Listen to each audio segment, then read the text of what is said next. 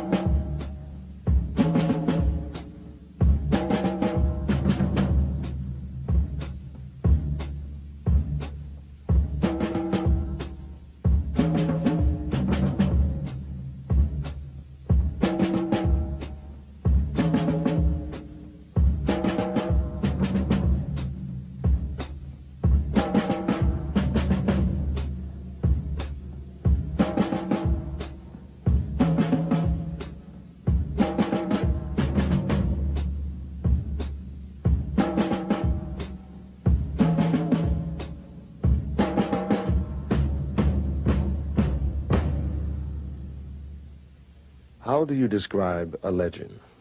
An African-American hero, an historian, an activist who for half a century has charted a singular course dedicated to the intellectual and spiritual liberation of a people. Though his eyes are now darkened by glaucoma, he continues to enlighten the lives of thousands of men and women through the pages of his many books and in university classrooms across the country. How do you describe a legend? You can't, really. But you can meet the men and women who influenced him. You can learn from him the hidden history of the African people. Learn from him a different way of making sense of this complex and often very confusing world. And you can let Dr. John Henrik Clarke tell his own extraordinary story in his own soulful style.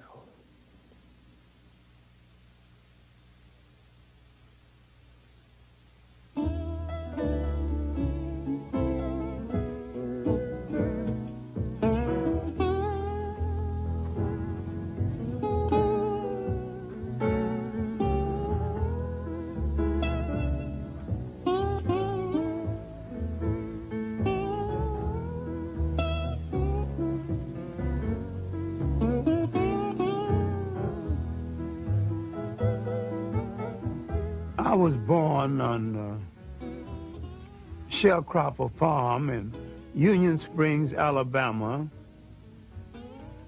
New Year's Day, 1915. That was a great feast day in our family. And because my mother was a favorite in the family and I was late arriving, she said that nothing would be killed in this family until my child is born.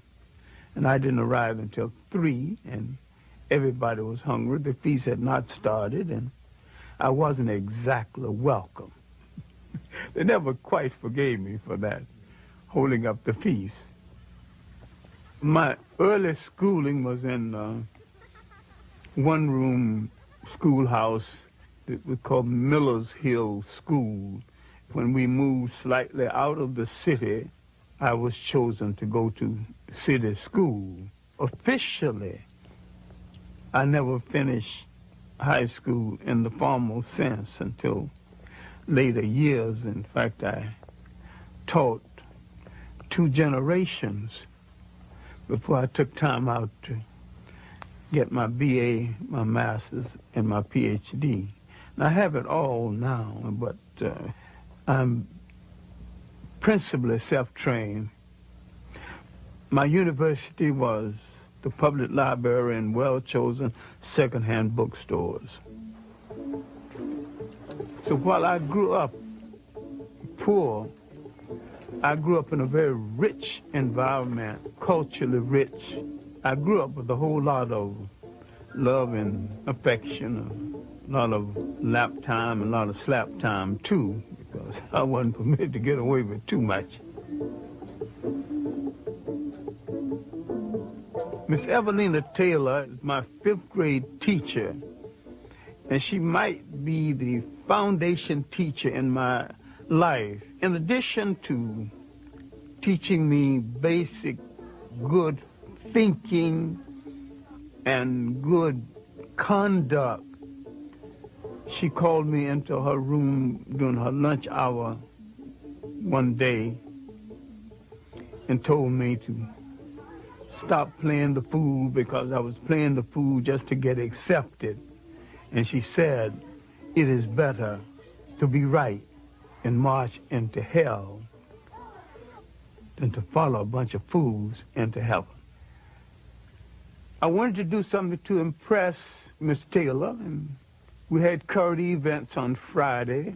We wanted to say something unusual because I worked for white people before and after school, and they had magazines. They would receive them one day, read them hurriedly, or throw them away the next day. So when I got up for current events, I always had something decidedly different to say about my own people and about other people. No, I wanted to do something real big. So I went to a lawyer that I worked for before and after school. I can still remember his name, Gag Steiner, and I asked him for a book about my people in early world history. He says, I'm sorry, John, that you came from a people that have no history. My mind would not accept that. I continued to search, and I opened a book called The New Negro, and I opened to an essay called The Negro Digs Up His Past. And for the first time, I knew that I came from a very old people, that we were older than slavery, older than oppression, older than Europe. Now the scramble began for more information.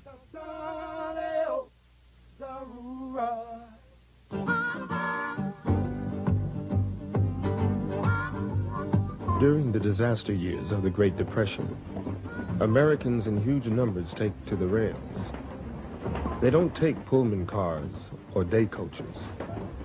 They stow away on the freights, riding the rails in search of the opportunity to create a better life. John Henrik Clarke wrote them. Out of the South first, briefly to Chicago, and then on to New York City. Had a dream. I thought that because I'd had some success in writing local plays, writing lyrics for songs for local plays, and that I could go write professionally. It was a dream, it was a fantasy. I was pursuing this fantasy. At 18, you can pursue all kinds of fantasies. In the shadow of Manhattan's towering skyscrapers lies black, sprawling Harlem, greatest Negro metropolis in the world. My impressions of the Harlem community, in the first place, it was a clean community. It was an orderly community. It was a safe community. It was a community with its customs that we have forgotten now. Street-speaking customs, strolling customs, social customs. There was a time when 7th Avenue, now Adam Powell Boulevard, was the street of choice. And you did not walk down 7th Avenue on Saturday or Sunday without a coat and a tie. There was a custom of getting your lady in your long good suit and walking down 7th Avenue to show her off. You would walk 15 blocks. Sometime when you had $1 or so to spend, you would take on the 5th Avenue open bus all the way down to New York University and all the way back. And she was satisfied, and the whole evening you hadn't spent $1. A lot of times you didn't have one. They sure don't make ladies like that anymore. There was a time there were 3 functioning vaudeville theaters in Harlem, all well patronized. The Lafayette, Harlem Opera House, and the Apollo.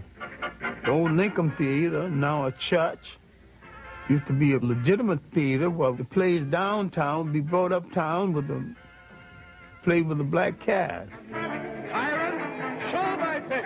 And that was our Broadway. I got involved with the communists and the socialists and other radicals, and began to read literature on the Russia of that day and to see movies about Russia. I was never a member of the Communist or the Socialist Party. I was active briefly in the Young Communist League. We were looking for a way out of the condition in which we lived. And they opened doors for us and gave us a platform we otherwise did not have.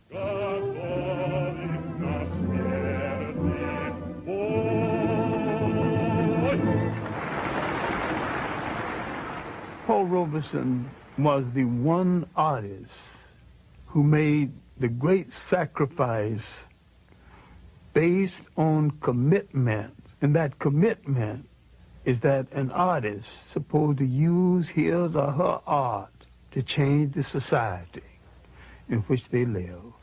W.E.B. Du Bois is our greatest single intellect we produced in the whole of the Western world. And he's not just a black American intellect. He is an American intellect equal to any. W.E.B. Du Bois, Paul Robeson, the party came closest to what those men wanted to stand for in the world was a fair deal for the working people of the world. We would examine it later to our sorrow. We were in an argument between not a liberator and an oppressor, but 2 oppressors with different techniques and methodology of oppression. In the final analysis, Russia did not want us to be free any more than the United States and England and the imperial powers, but they wanted us under their domination. I never thought the left movement, communist or socialist, made any serious study of the history and the background of the African people of the world. And they had a preconceived notion of us that had nothing to do with our reality.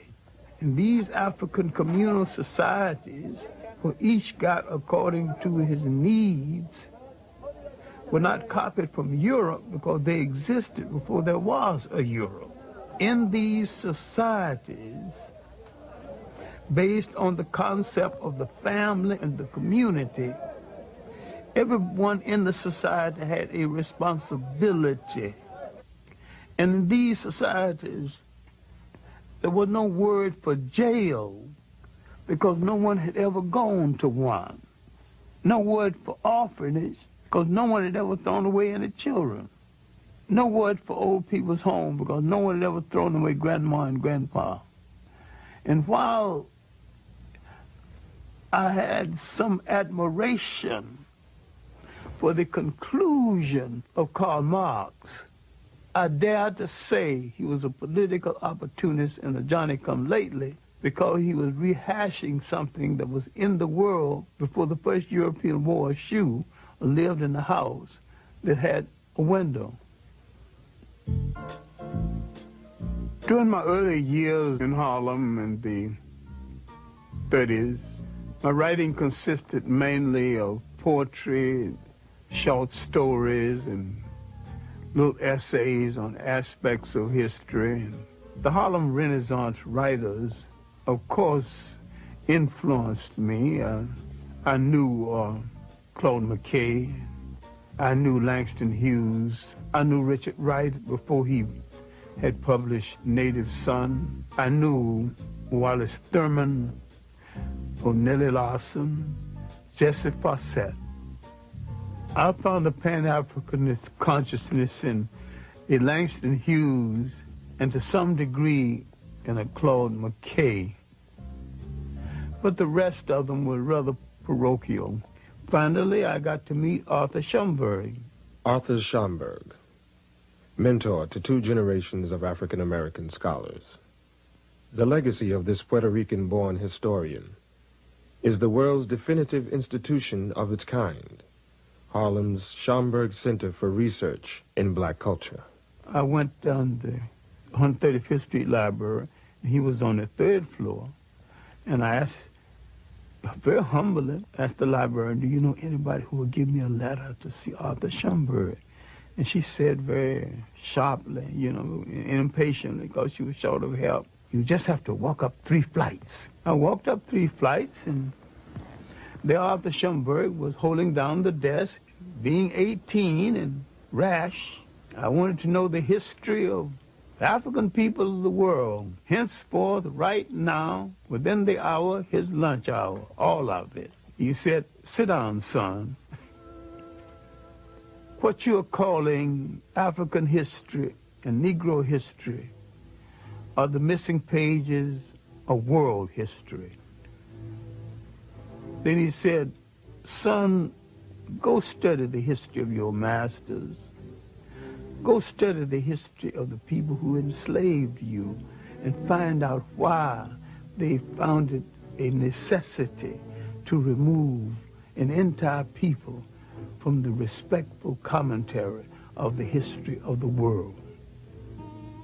Well, my earliest impressions of them was a people in power who intended to stay in power, and I began to wonder why they had so much and other people had so little, and why everybody I knew worked harder than they. Who made this arrangement? I studied European history and world history. Now, when I went back to Schomburg with some knowledge of background of European history, now he began to show me how to study African history. Arthur Schomburg taught me the interrelationship of African history to world history. Willis N. Huggins of the Old Harlem History Club taught me the political meaning of history. And from the lectures of William Leo Hansberry of Howard University, I learned the philosophical meaning of history. The most valuable lesson I've learned is that when you address a people by their right name, that name must relate to land, history, and culture. All people go back to the geography of their original origin and identify themselves, no matter where they live on the face of the earth. We have overused the word black because black tells you how you look, but it don't tell you who you are. You can call an Italian white, but that don't tell you anything about him. We are the only people who seem to have lost that all essential trait of geographical and historical reference.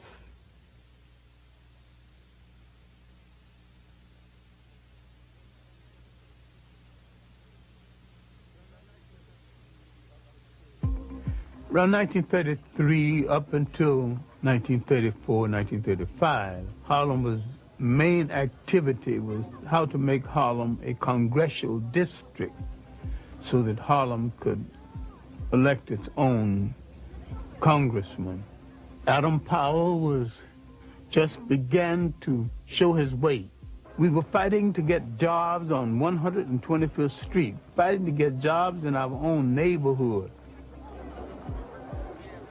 I admire Adam with all of his faults. He was the best person that Black America has ever sent to Washington. He got the job done. When he went to Washington the first time, they told Mr. Powell that we don't accept blacks in the congressional dining room. And Adam smiled and said, well, you don't accept them. Well, that's your custom.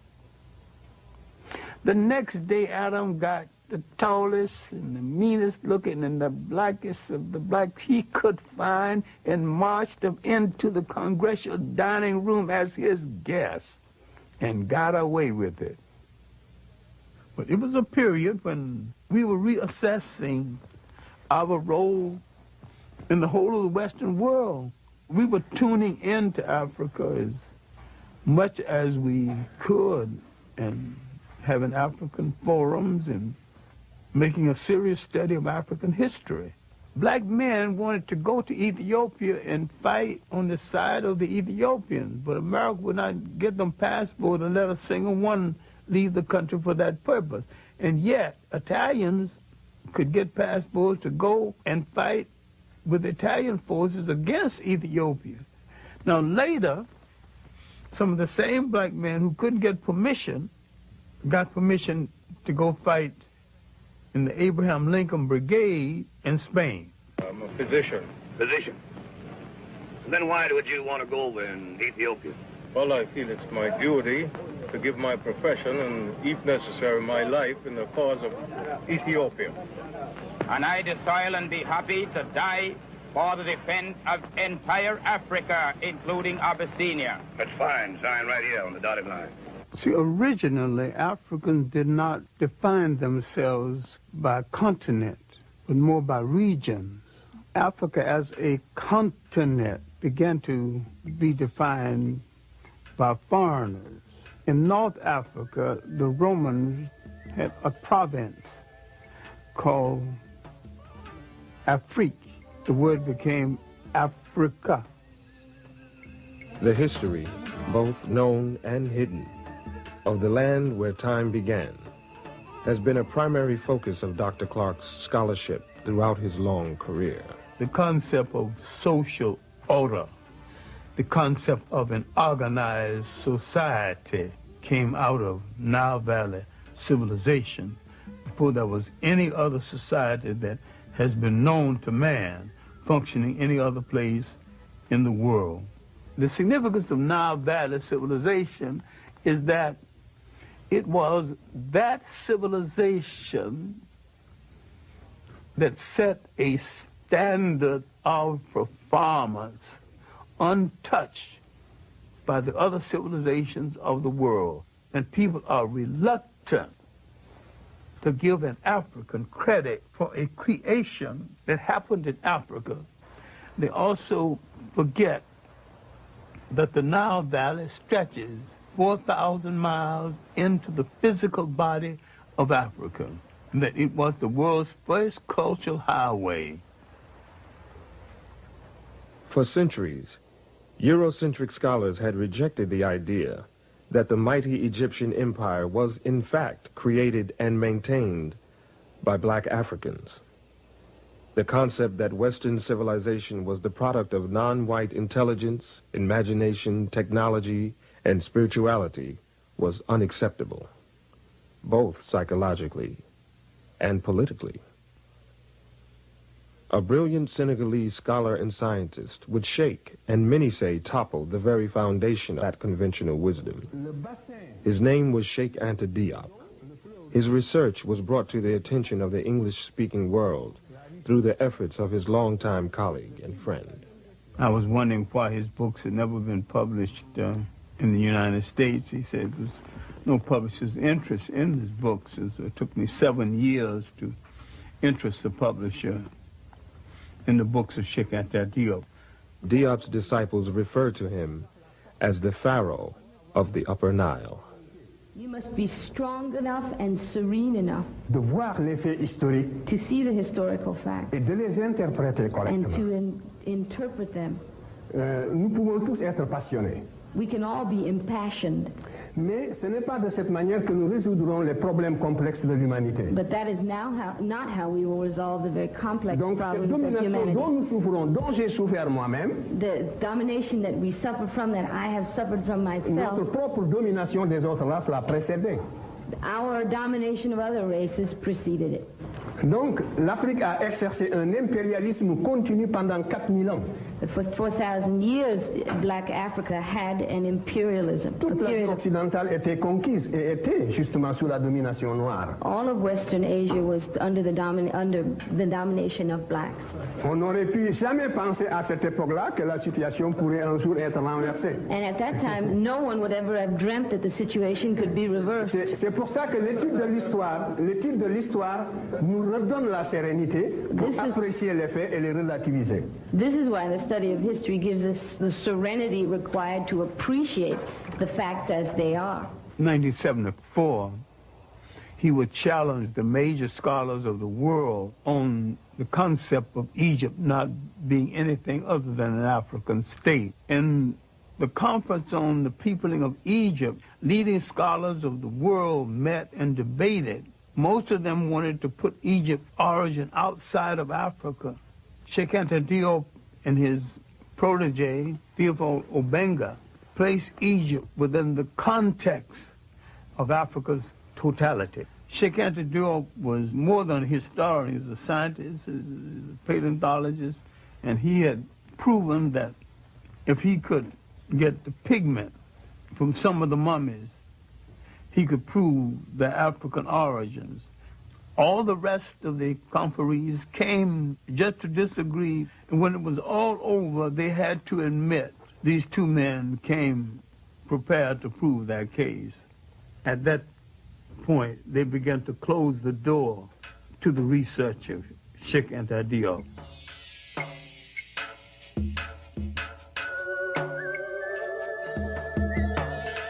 From the first dynasty to the invasion of Nile Valley, that was the first golden age.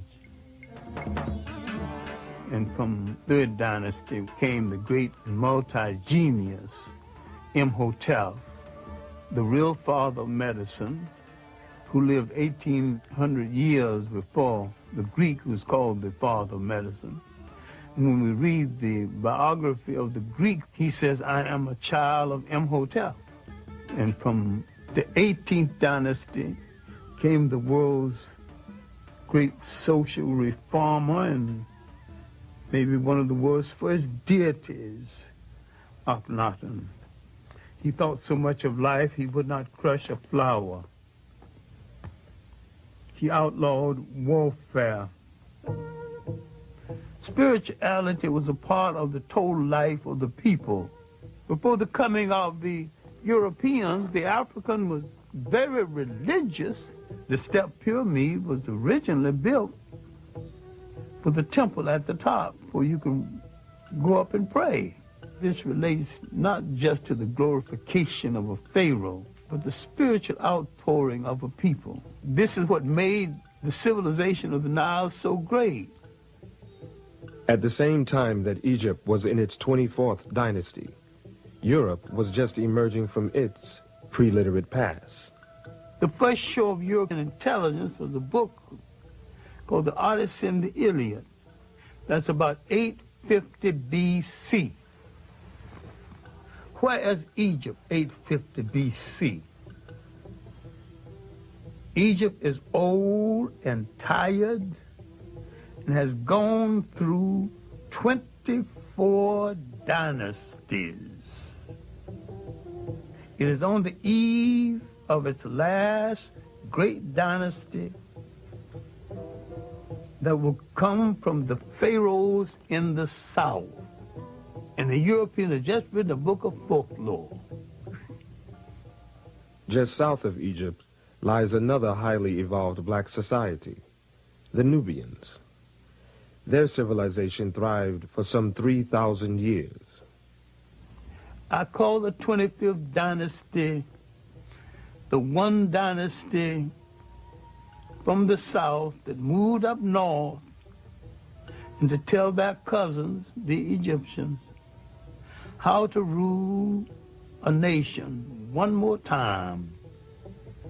In the great show of history, this was Africa's last walk in the sun. It was a great and mighty walk. That walk had lasted 10,000 years. Now it's coming to an end. Europe is just being born. The very word Europe is not even being used.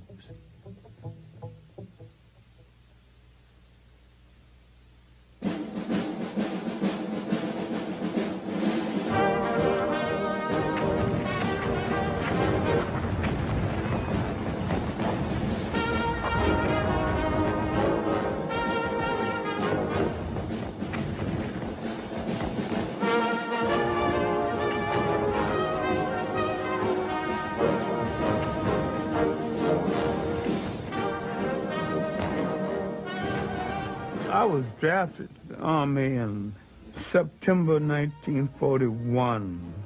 I can say with certainty I was probably one of the best clerks, one of the worst soldiers the Army ever had. I couldn't shoot, didn't like the hot sun, didn't like to go on those all-night trips, but I was a wizard at administration.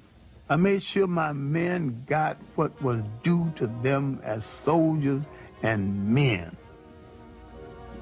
Not as black men, but as soldiers and men.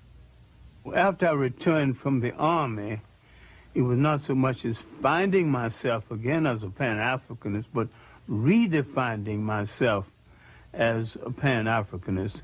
Remember, we had participated in a war that we were cynical about in the first place, and having participated in this war on a Jim Crow basis, getting out of the war, and there wasn't the employment that we had hoped would be there, I began to think more and more about the fact that African people would have to depend on themselves. Pan-Africanism would be perceived as a way to end African dependence on colonial masters, a way to create free and independent nations, a way to transfer the continent's immense riches from the hands of invaders into those of the indigenous people of the land. I began to define Pan-Africanism as the building of an African world community, the union of African people in different parts of the world, the African population in India and the Pacific Islands, the African population in the Caribbean, and Brazil and South America.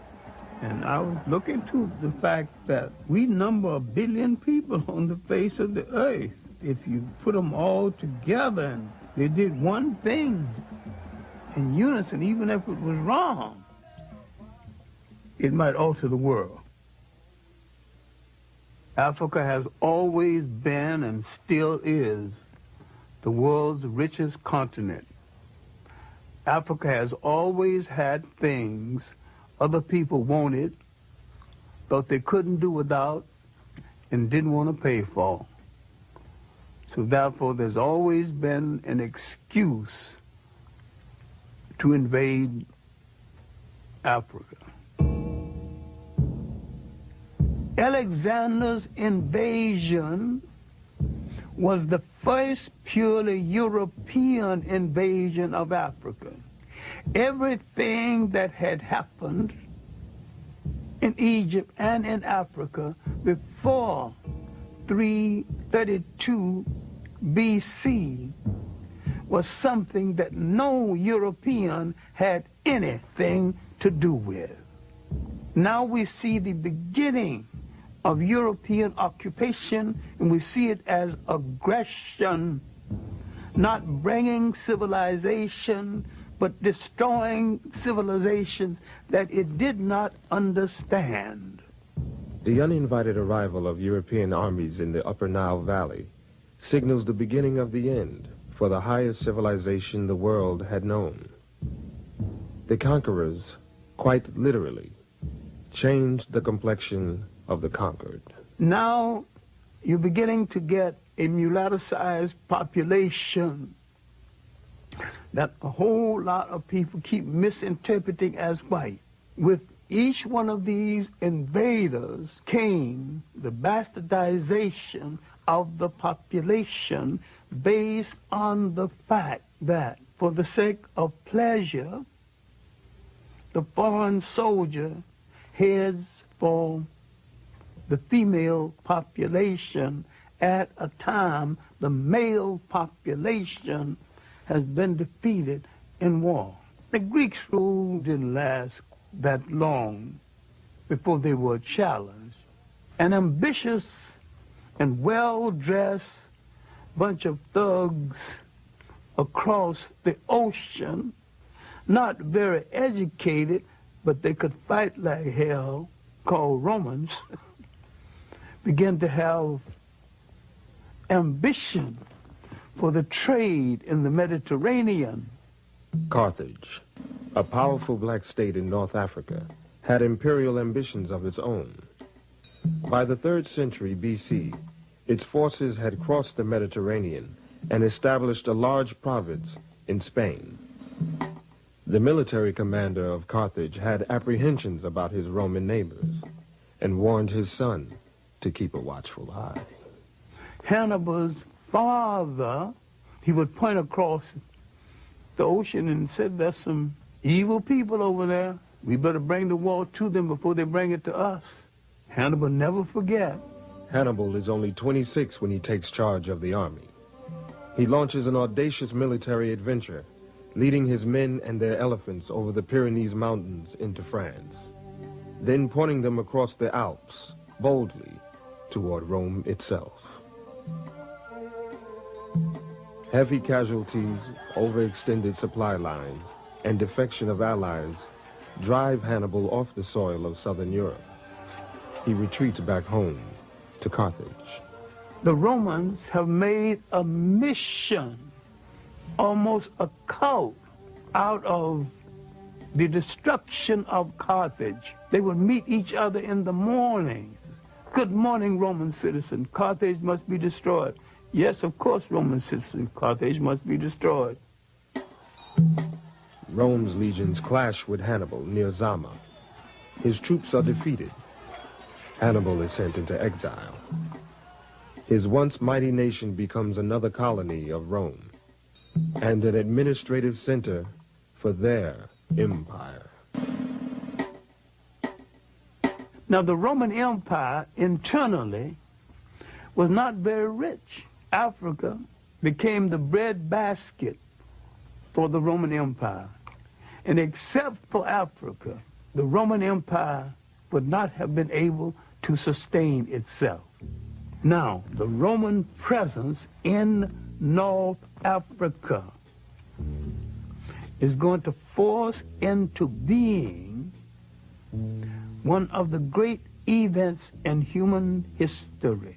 Roman taxation, Roman oppression would cause people to turn to new gods and question old gods, to turn to a story about a God who comes forth to rescue them.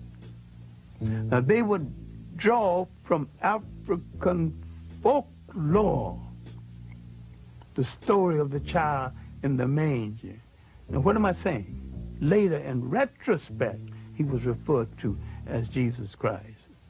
Now, you can argue about the coloration of Christ if you want to, but I can sell that very quick and we can go on to the next subject. Was he a Roman? The answer is no. Was he a Greek? The answer is still no. These were the only European types in that part of the world at the time. If he was neither Roman or Greek, he was one of those other people. And all of those other people were non-European and non-white. And he came from the other people. During that time of Roman dominance, Africans hold high military and administrative posts in the empire. The Romans and the Greeks had no color prejudice comparable to the kind of prejudice we would know later on. Otherwise, why would 3 Africans become emperors of Rome? Why would there be 3 African popes. Finally, Constantine decided to make Christianity the religion of the whole of the Roman Empire.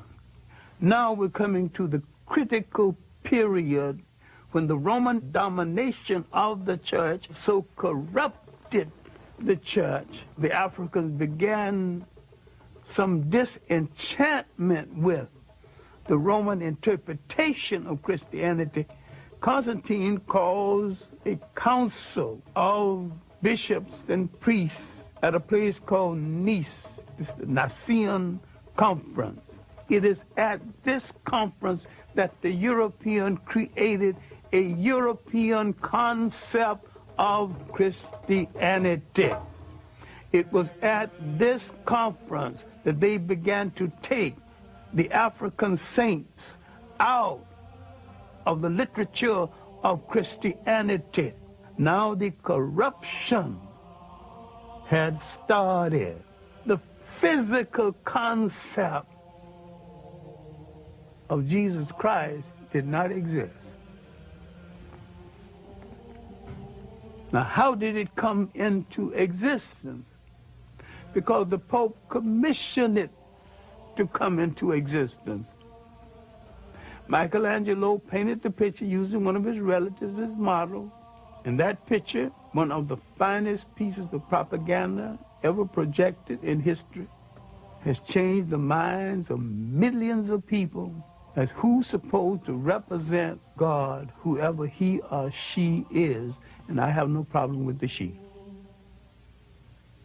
Spirituality is a way of accepting the fact that there is a spiritual force in the universe larger than all of mankind.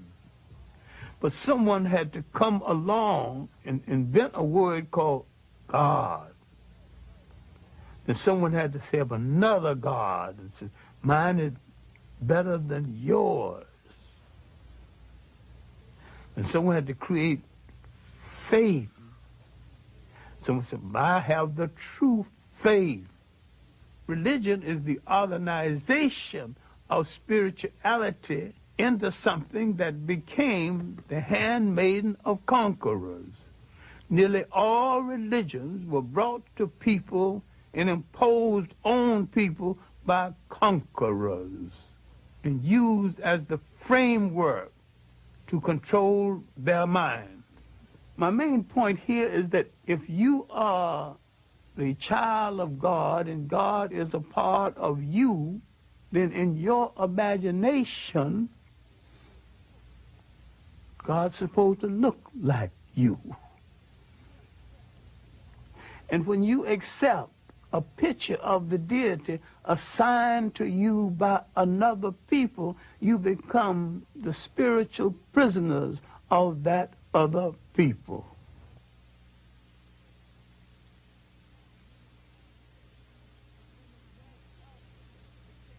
Many Africans became Roman citizens, just like many black Americans today. I have nothing to do with Africa. I'm an American. I'm a citizen. I'm an American. There were Africans way back there with that same kind of split personality silliness, not knowing where their ethnic identity belonged. Rome's hold over its far-flung provinces weakens. In North Africa, it faces a new and fierce challenge: Islam.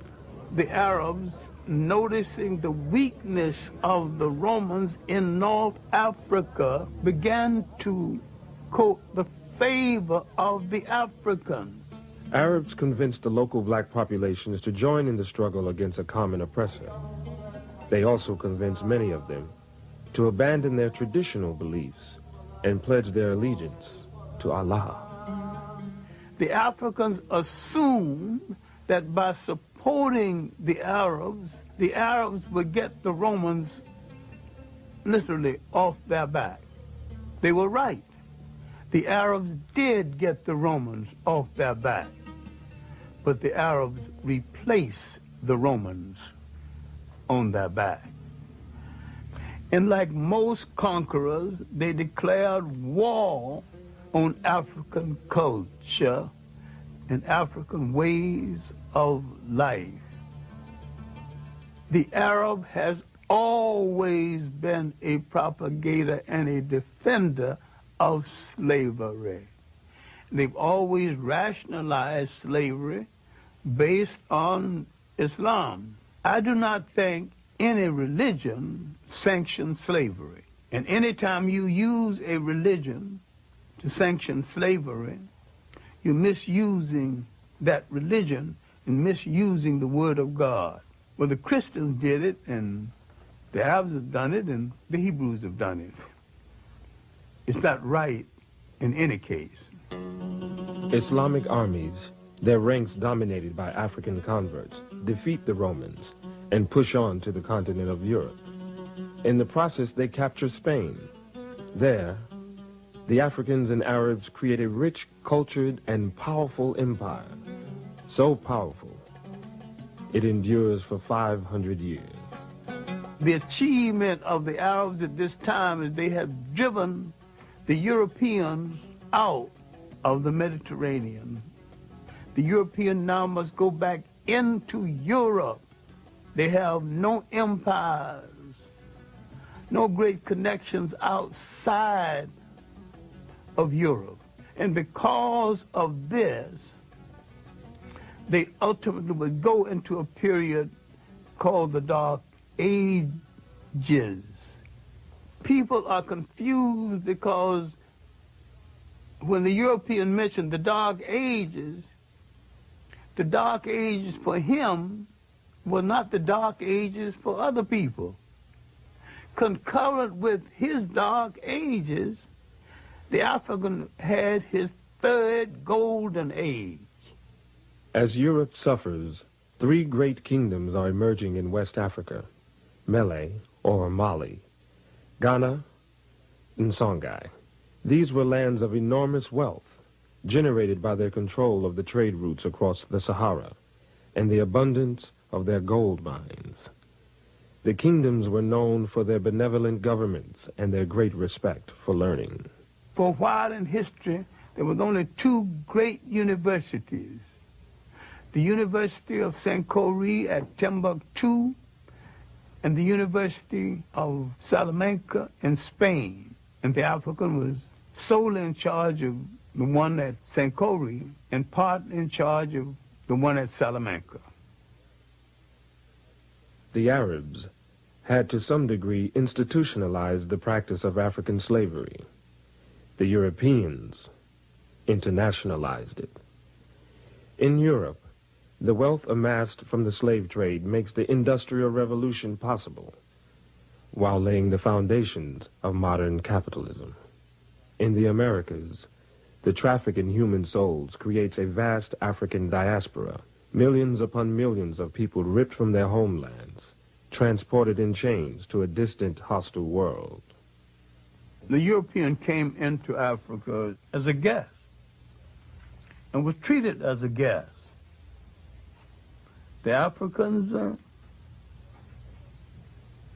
unsuspected, political, naive, as some of them still are, because he had nothing against the Europeans and he had never enslaved any Europeans. He just assumed automatically no European would enslave him. He had never dealt with anyone who would enslave the host and the wife who cooked the meal and lie about it. Around 1442, the first slaves would be taken out of West Africa. Spain and Portugal goes to the Pope, the leading arbitrator of that day, the one person in Europe with the greatest authority.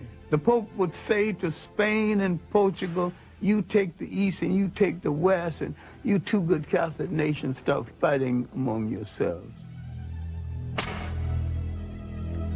And then the profound statement before departure, you are both authorized to reduce to servitude all infidel people.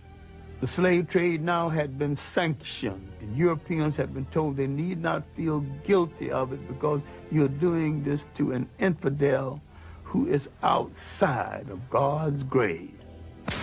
England went into the slave trade with a vengeance, led by Captain Hawkins and the good ship Jesus.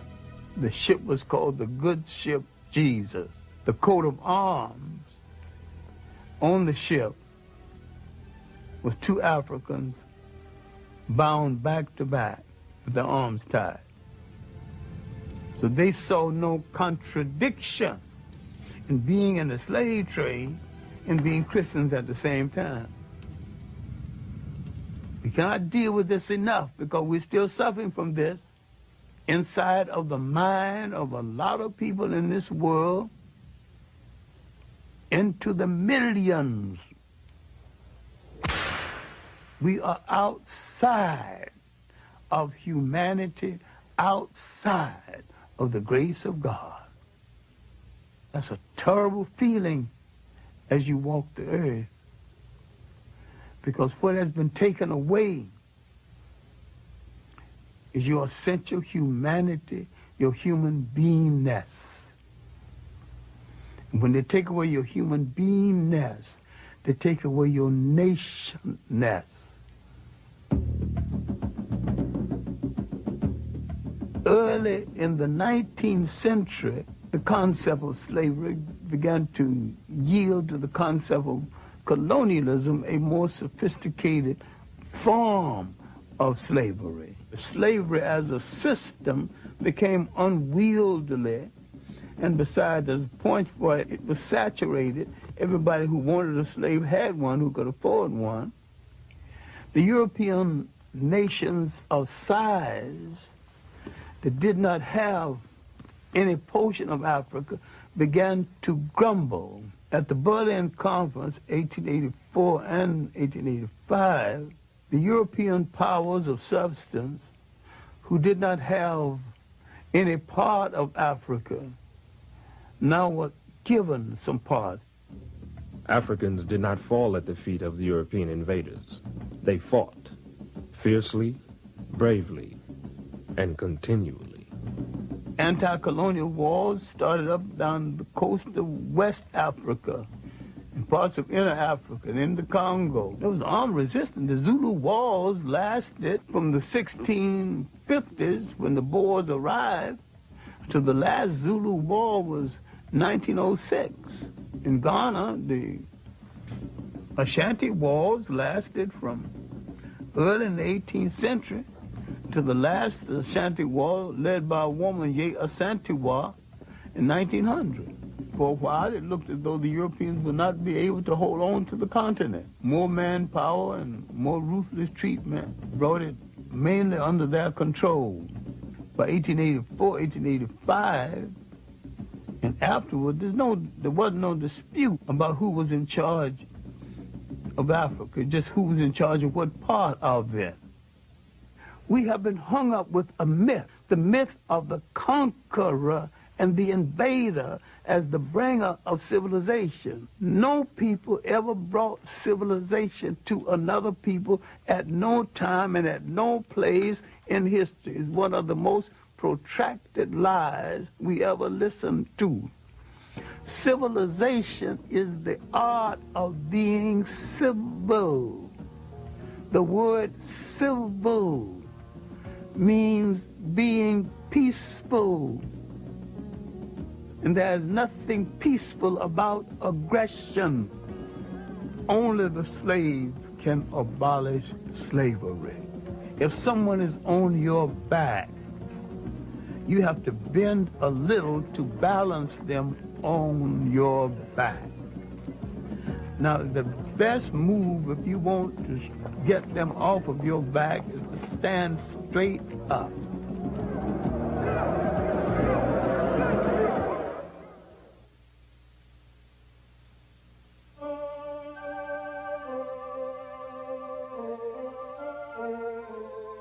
There's something about an island, a body of water, Bequeaths a special kind of dreamer, because they did not know where they came from in Africa. They dreamed of the whole of it, bring it all together in one piece. The seeds of Pan-Africanism, planted in the United States during slavery years, later flourish in the fertile soil of the British West Indies. Trinidad produced the three greatest Pan-Africanists, H. Sylvester Williams, C.L.R. James, and George Padmore. In Trinidad, they found the Pan-African League. H. Sylvester Williams would eventually call it Pan-African. He would call a conference in London in 1900. A few scattered Africans, a few people from the Caribbean, W. Du Bois from the United States. They did not ask for the independence of African states then. They asked for preparation. Give us the kind of education that will prepare us for eventual independence. They were reasonable, but they weren't listened to.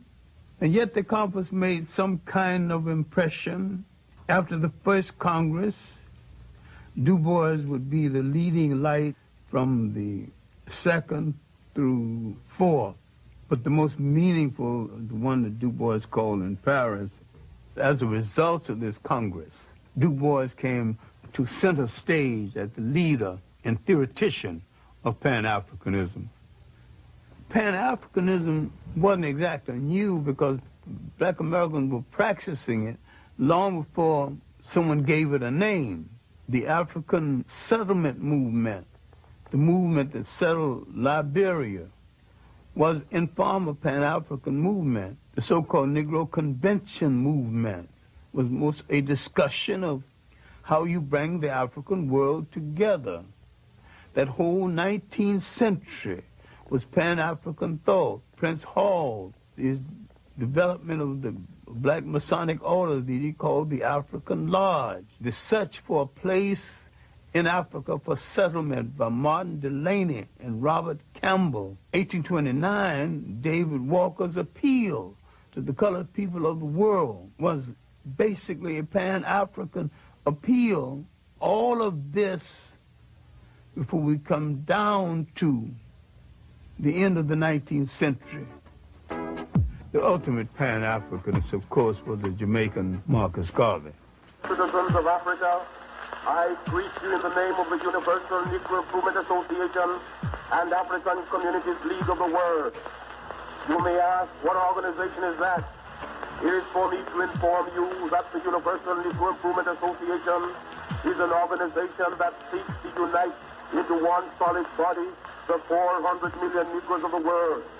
It was soon after the end of World War I. The Secretary of War had told the black American soldiers that their lot would not be appreciably changed by virtue of the fact that they fought in the war. There had been an investigation. It was discovered that many of the nurses wouldn't treat black soldiers in the hospital, wouldn't even touch them. Some of them died as a result. So you have these grievances pent up in the veteran coming home. All of this came to a head in 1919 when there were riots all over the United States. That's called the Red Summer. Marcus Garvey could point out, look, they don't want you here. Let's go back home. Let's go to Africa. Go back to Africa. Let's not only go back to Africa, let's go back in our own ships. Now, a whole lot of people who otherwise would not listen, now willing to listen. We hear the cry of France for the Frenchmen, of Germany for the Germans, of Ireland for the Irish, of Japan for the Japanese. We of the Universal Negro Improvement Association are raising the cry of Africa for the Africans, those at home and those abroad. He began to dream the great dream and rescue the mind of millions of black Americans from depression and self-doubt. By 1923, he was in some difficulty with the boats and some of the people he had hired to run the boats. Terrible mismanagement and betrayal. He collected millions of dollars from black Americans to buy these boats, and these boats were old and not as seaworthy as he thought they were. Garvey moved over large territory, maybe too fast, and yet he built the largest movement in Black America before or since. There needs to be a reassessment of Marcus Garvey and his long-reaching effects. He called attention to what slavery and colonialism had taken away. They took away a concept essential to all the people in the world. They took away the concept of state management and state maintenance. Once you are taken from the geography of your origin and forced to live in a state designed by others, you're still the slave to the man who's astute enough to control a container called the state. The cannons of World War II were barely cold when Africans met in Manchester, England. They were prepared to claim that container called the state for themselves. The Pan-African Congress of 1945, now you have the one thing you did not have in the rest of them. You have Caribbean scholars, African-American scholars, not a whole lot, and Africans themselves are now participating. We're not talking about Africa out of the presence of Africa. Now you're talking about Africans with the Africans on the scene. One African being the co-convener of the conference, Kwame Nkrumah. Out of that fifth Pan-African Congress came the mentality, the basic planning to rule and to take over a nation. The others were saying, give us the education. At the fifth Pan-African Congress, they said, we got the education, we got the manpower, we want to rule now. The people of Ghana resisted British rule from the very beginning. In March of 1957, they become the first Africans to win their freedom. Kwame Nkrumah was ready to rule. When I knew Nkrumah in the Harlem History Club days, my impression of him was not as the future head of state, but as an African who's going to go back and make a major contribution to his nation, and he was a committed African.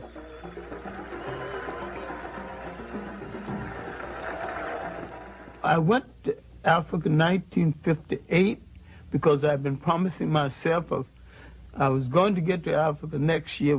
That promise of myself went on for about 5 years before I actually got there. When I got there, all I had was a return ticket. I told an African who had read one of my stories in an African magazine and wrote and got my address. I said I was coming to Ghana, get me a place in a hotel for a few days, and he didn't even go to a hotel, he even tried. He took me to the slums of Accra, and I lived right there with him.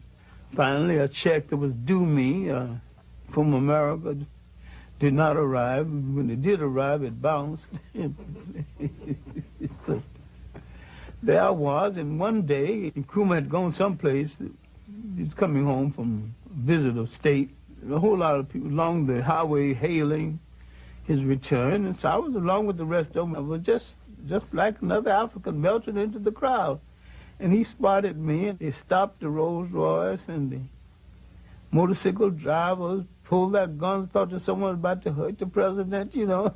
his motorcade stopped, and he came out, and he said, what the hell are you doing in my country?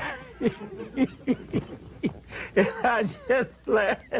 You say, you're a long way from Harlem. He looked right and said, where do you live? I said, in Jamestown. Jamestown is the slums of Accra. Still is. He shook his head and said, you sure must love Africa. Finally, he headed back to his car, and he turned back to me. He said, you know what I'm going to do for you? I told him I didn't have any job, and my check had bounced. I didn't even know how I was going to get home. I'm going to put your Harlem behind to work. And he gave me a job. Working on his newspaper, the Evening News. The significance of Ghana's independence at that time is that it gave spirit to the whole of the African world. It was a major impact on black America because it came at the time the civil rights movement was reaching a crescendo, a great height. His first vision of Pan-Africanism was the physical unification of Africa. And he said that Ghanaian freedom won't mean anything until the rest of Africa is free.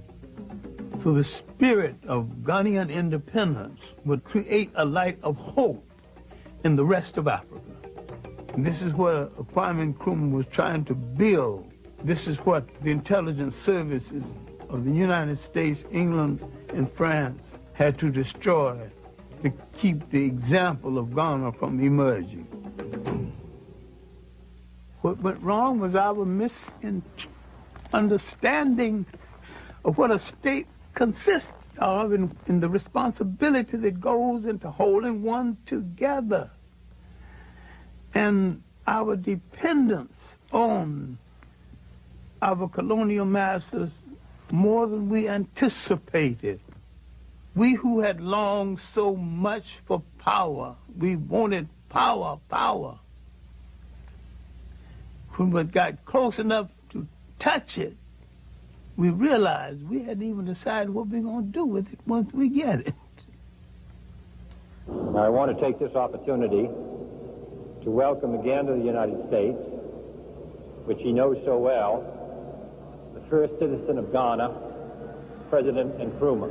I was in the anti-poverty program in Harlem, and when Nkrumah came and spoke at the United Nations, I got the picture and showed it to them, and I got the speech. And the first thing I showed them, I said, look, there's a black man, head of a nation, speaking to the world. He got coarse, nappy hair. He didn't apologize for it. He said, here I am, African and black and bold and powerful and head of a nation. And I got something to say to you, and this is what I got to say.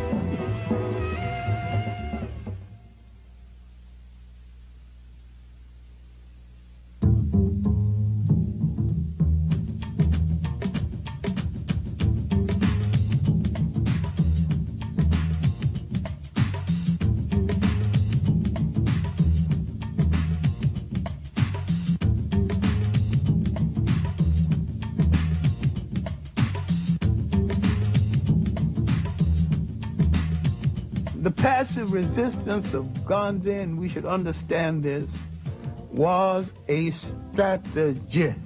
I regard myself as a soldier, though a soldier of peace. I received the inspiration to carry on in the nonviolent tradition from Jesus of Nazareth and the operational technique from Mahatma Gandhi. The passive resistance of the civil rights movement was sold as a way of life. A strategy is never a way of life. A strategy is something you use the same as you use an orange. When the juice is gone, you throw it in the garbage can. And Mahatma Gandhi was an East Indian nationalist, but a very skillful politician. And he always had a violent alternative waiting in the wing just in case his nonviolence didn't work. Today marks the beginning of a determined, organized, mobilized campaign to get the right to vote all over this state. I think Dr. Martin Luther King was the spiritual leader of the black movement, of the civil rights movement, and probably one of the finest theologians that we produced in recent years. He was a dreamer, and yet he was a committed man to struggle, and he made great sacrifice within that struggle.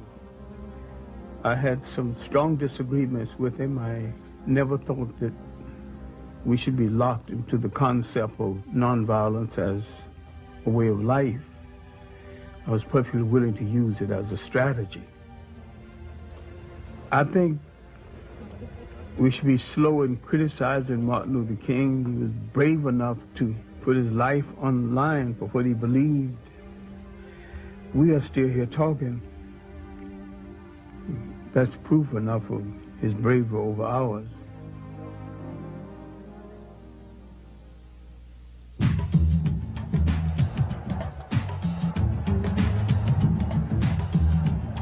I think the March on Washington was just that. It wasn't a march on Washington, it was a march in Washington. I don't know of any sweeping achievements that came out of it. It was a great ceremony. I'd be hard-pressed to identify the substance. I happen to think we've gotten enough mileage out of marching. It was a great ceremony. It was a great rehearsal for a show we did not put on the road. For a time, we had the attention of the world. Between the Civil Rights Movement, the Caribbean Federation Movement, and the African Independence Movement, we had the attention of the world, and there were people, though they hated our guts, they were willing to make concessions to us based on the fact that we were ready to handle power. We made too many speeches and didn't do the necessary work, the unglamorous off-camera work that would have made it possible. That was our great mistake. Ceremony that lacked substance. And that was a voice, loud and clear and analytical. We were fighting to keep from hearing that voice. It was the voice of Big Bad Malcolm X, who had both the national and the international message. One of the reasons that it is bad for us to continue to just refer to ourselves as so-called Negro, that's negative. When we say so-called Negro, that's pointing out what we aren't, but it isn't telling us what we are. We are African, and we happen to be in America. We're not Americans. We are people who formerly were Africans who were kidnapped and brought to America. I met him first in 1958. I know him from that period until his death, and sometimes saw him on a daily basis. I would furnish information on history and background information. I never told Malcolm X what to do, and I don't remember anybody else who told him what to do either. They have studied the tactics and the strategy and the methods of all of the African nations who have emerged and won their independence. And they've seen that the Africans didn't get it by sitting in. They didn't get it by waiting in. They didn't get it by singing "We Shall Overcome." They got it through nationalism. I first met Malcolm at the World's Trade Show building. Looked me up and down and said, "I bet you're a swine eater." I'll admit that I had paid some joyful visits to pork chops and other parts of the pig. And I said that, you know, Malcolm, if it wasn't for the pig, you and I wouldn't be here arguing about the pig, because some of us would be gone. We would have starved to death.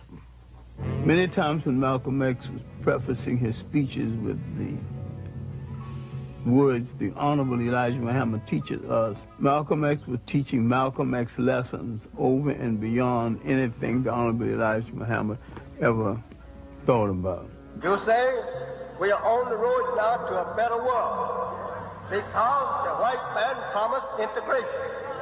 This is a disgrace. Mr. Muhammad's analysis is that until the image of the black man in the mind of the black man has been changed, you will always have delinquency, parental as well as juvenile. So his entire approach is not so much to change the attitude of the white man toward the black man, but to change the attitude of the black man about himself. The Arabs and certain powerful groups within Islam really wanted Malcolm on their side. There was a serious attempt to persuade Malcolm to turn on Elijah Muhammad and establish a second Islamic group based on what they considered to be Orthodox Islam. They offered him $3.5 million.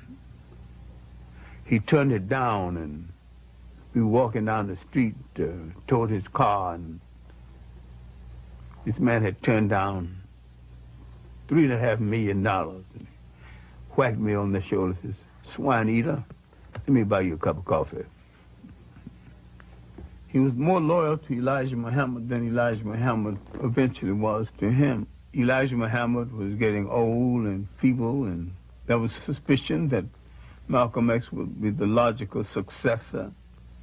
There were those within the nation who didn't want Malcolm X as the logical successor because Malcolm X would have done some serious house cleaning. He was an honest man, and there were some thieves in the house. I think his development as a Pan-Africanist came a little later in his life. In the final analysis, he was as good a Pan-Africanist as any of the rest. We have to have the type of understanding of Africa and the type of understanding of our people here in order to build a bridge, a contact, a line of communication between the two.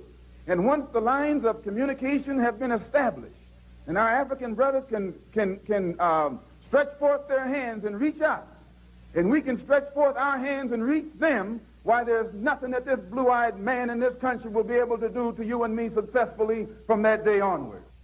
Malcolm X had laid down a threat to the colonial powers of the world. It is nationalism that's bringing freedom to oppressed people all over the world. It was nationalism that brought freedom to the Algerians. It was nationalism that brought freedom to the Nigerians and to the Ghanaians.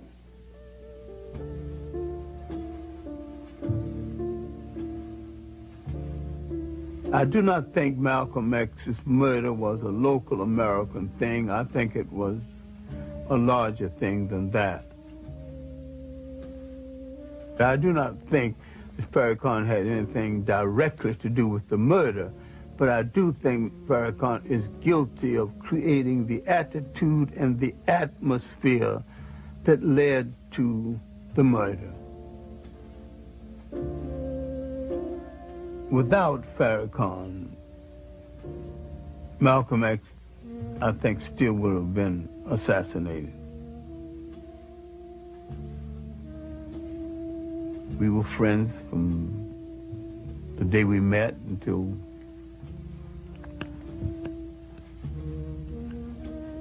his death.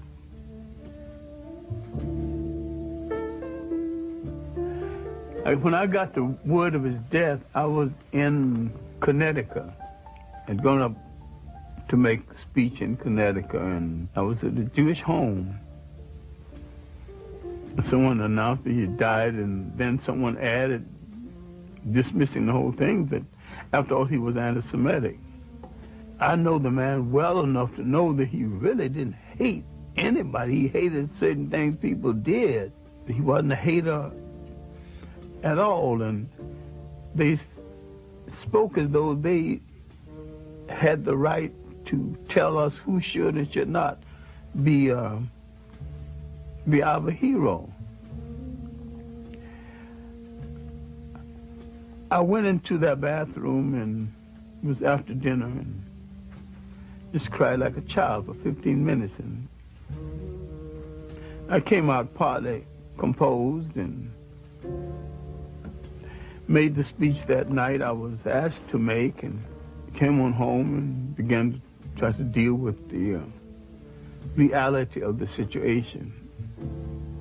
Because to me, Malcolm X was not gone, and he's still not gone in my imagination. The whole year after his death, I almost got the feeling that we were having our usual conversation. I would always end it, what can I do? And finally, I got the feeling that he had said, do your best work. I was a good teacher before that.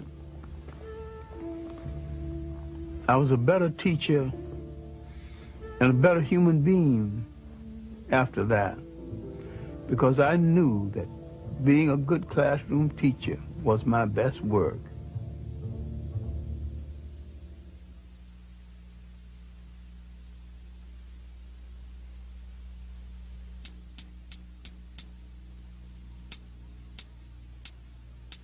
We have to move to a position where we can feel strength and unity amongst each other from Watts to Harlem, where we won't ever be afraid.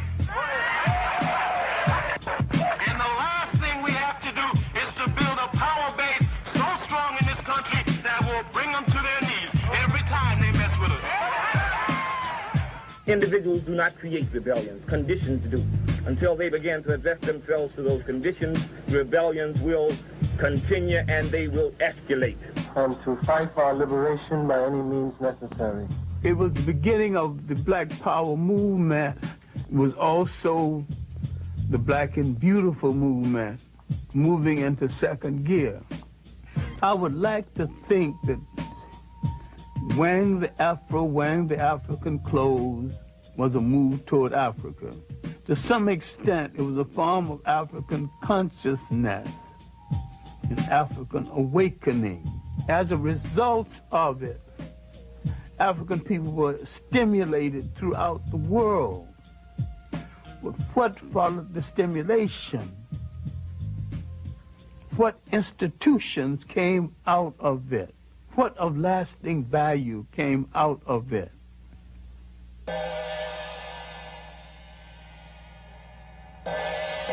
I do not think the Africans, the Caribbeans, or the Black Americans have studied with any degree of depth and seriousness the rise of modern Japan.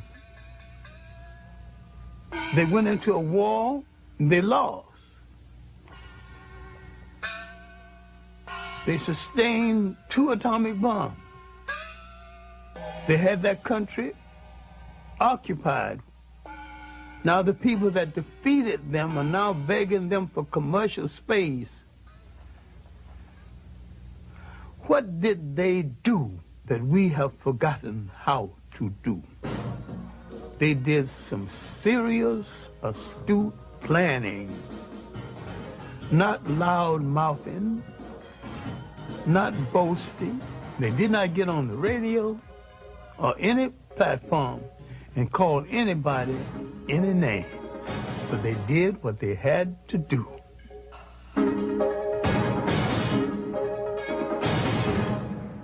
If we are carrying out a well-designed program for liberation, if it's written out, any literate person can contribute and share leadership. So if the leader dies while you're on page 13, move to page 14 and continue the struggle. Bury the man, continue the plan. I think every person that calls themselves a leader, a preacher, a policymaker of any kind should ask and answer the question in his own lifetime: how will my people stay on this earth? How will they be educated?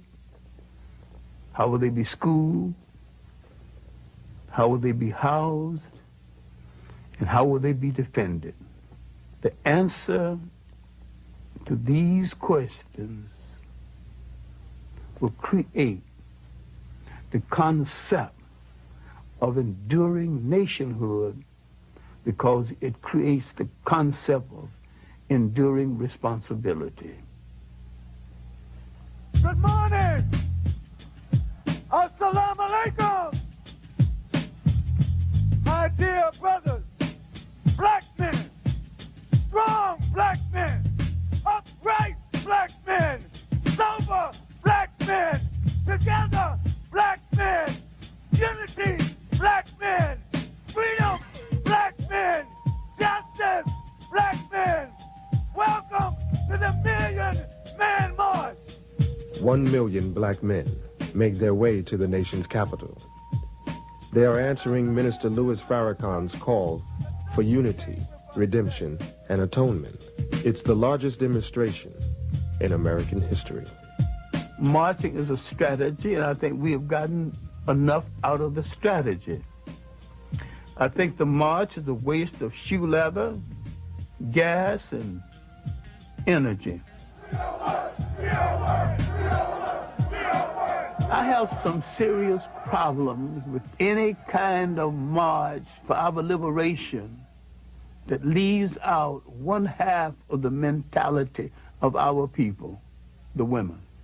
I don't buy the rationale that the women need to stay home and take care of the children, you know. I ain't buying that. If they have no honorable place in your liberation is not worth the fight. Because you can't build no family struggle. You can't have no continuum.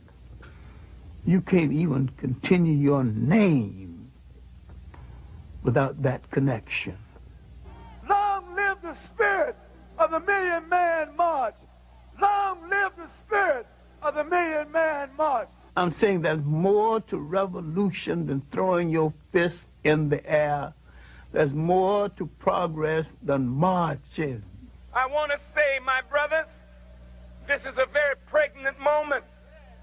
Pregnant with the possibility of tremendous change in our status in America and in the world. We're doing showbiz liberation. And that's not liberation. Today, whether you like it or not, God brought the idea through me. And he didn't bring it through me because my heart was dark with hatred and anti-Semitism. He didn't bring it through me because my heart was dark and I'm filled with hatred for white people and for the human family of the planet. If my heart were that dark, how is the message so bright, the message so clear, the response so magnificent? This march will do more to wash Farrakhan's ego and to project him into the forefront of leadership than anything else. And once he's in the forefront of leadership, where will he lead us? God is great. God is great. Straight to Islam. And yet he will not make a principled statement on the enslavement of Africans in Mauritania and in the Sudan. And there's all kinds of documentation, all kinds of proof. If I have to be a dissenting voice in this, then I'm very pleased that I've got enough integrity to be a dissenting voice and not to care where the chips fall. Many perceive the African-American family as an endangered species. To Dr. Clarke, the family is the soul, the spirit, and the cornerstone of the nation. If the family dies, so does the nation. We're making a whole new way of life out of the artificiality of imitating our oppressor, who's also in trouble with the family. And we grew up in communities where every child was a child of the whole community and could be disciplined and rewarded by anyone in the community. Now we bought into someone else's sociology. Don't touch that child. Don't you dare spank my child. When formerly, your mother left you alone and said, if they misbehave, you can spank them. We don't have that kind of relationship one to the other anymore. After emancipation, we made a monumental effort to find broken bits and pieces of our family. My own grandmother spent 3 years wandering around Virginia trying to find her first husband, who had been sold to a slave breeding farm in Virginia. But the major thing was we were trying to put families together and to have family connections.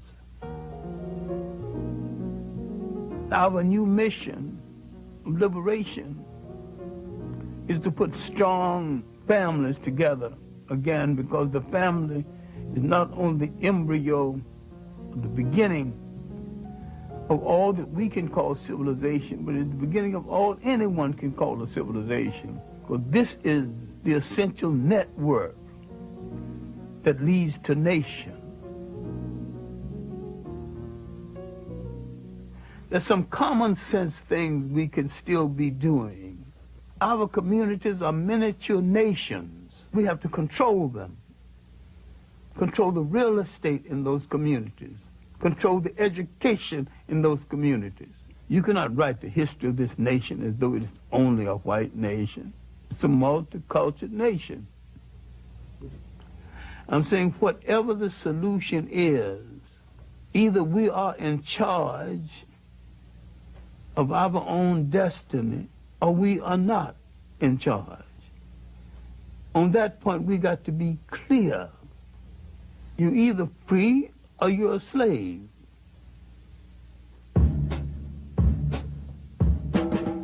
I want people to remember me as a creative classroom teacher. I'm self-educated. I've read more books than most men see in a lifetime. Fortunately, I still remember the better portions of most of them, but I haven't seen the last of my life or the last of my energy. So I decided if you lose your eyesight, increase your insight. Use what you got and keep on doing the things that give your life meaning and give your life definition. I like for them to remember that I have been consistent. I took certain principle stands in my late teenage. Now at the age of 80, I have not discarded these principle stands. My great overpowering love affair has been the liberation and the maintenance of African people and to restore them to a status that they lost in the world. I think faith has not spared African people for an ideal purpose. If we were put on this earth and we have endured a Holocaust 10 times worse than the one in Europe, then faith has a mission for us. If we gave the world its first humanity, maybe we have the capacity to give the world